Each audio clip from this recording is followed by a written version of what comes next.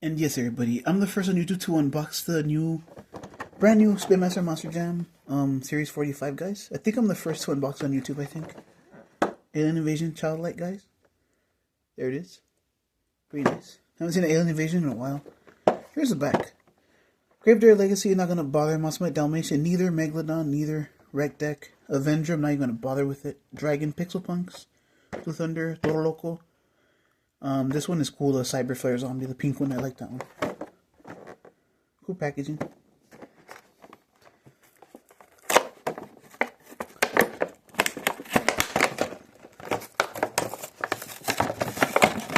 Come on. Alright. Ooh, okay. Here's this Alien Invasion, guys. I love the dark blue. Look at the alien on the front. Right there. There's a clear... is it green? No. Headlight printing. There's stars instead of lights. No grill printing.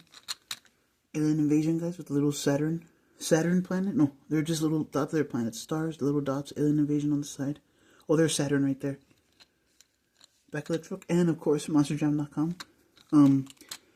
Like a limeish green roll cage, and then yellow chassis.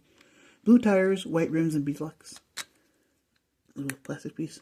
So yeah, they got one more to go. Peace out.